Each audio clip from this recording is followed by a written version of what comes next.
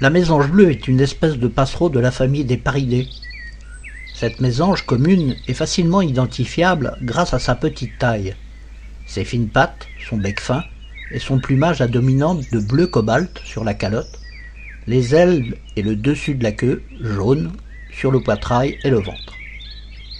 Cette espèce peut atteindre une dizaine d'années, mais l'espérance de vie en milieu naturel n'excède pas souvent quelques années, 1 à 3 ans.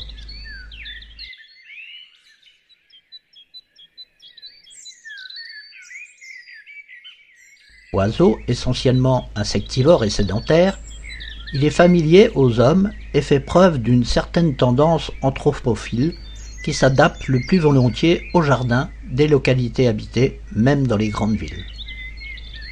L'espèce est familière, sociable et grégaire. L'adulte, toujours très actif, reste généralement toute l'année dans son environnement et ne change pas d'endroit comme le feraient par exemple les hirondelles ou les cigognes.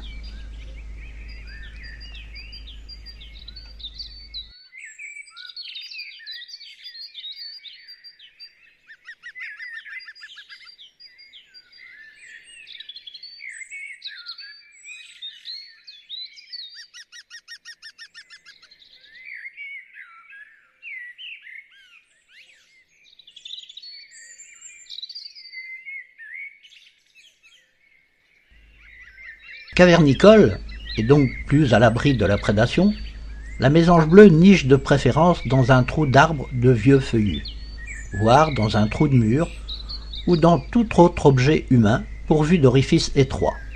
Vieille voiture, gouttière, fissure dans une charpente, boîte aux lettres, nichoir. Il suffit d'un trou de 26 mm de diamètre pour accéder à une cavité.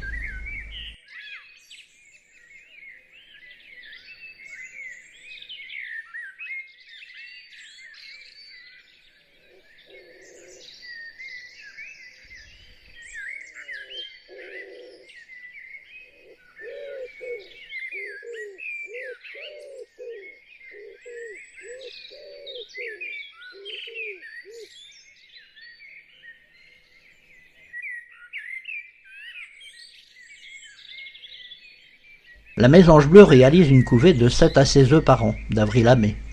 Parfois une deuxième en juin-juillet. La ponde durant autant de jours qu'il y a d'œufs pondus. La couvaison incubation des œufs, qui dure de 12 à 14 jours, est assurée par la femelle seule.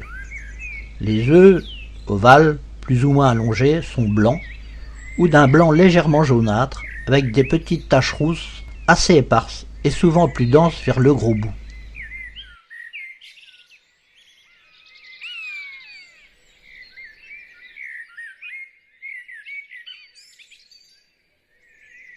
La fréquence de nourrissage des poussins sont assez élevées pour une telle progéniture.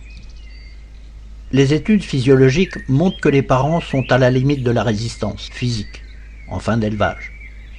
Un couple devant chasser de 6000 à 9000 chenilles et insectes par nichée, soit près de 75 à 90% de son alimentation à cette époque.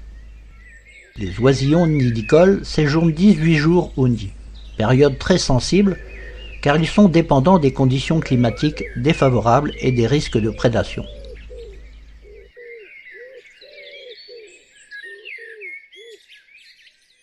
Lors de leur première sortie, ils restent près du nid, puis suivent leurs parents, apprenant graduellement à se déplacer de branche en branche par de petits bonds d'abord, puis de courtes envolées ensuite pour acquérir ainsi la maîtrise du vol.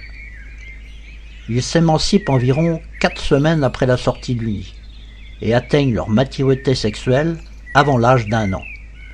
Ils sont alors devenus suffisamment indépendants pour avoir quitté leurs parents et trouvé un lieu pour se reproduire, phase appelée par les éthologues la dispersion natale ou dispersion de naissance.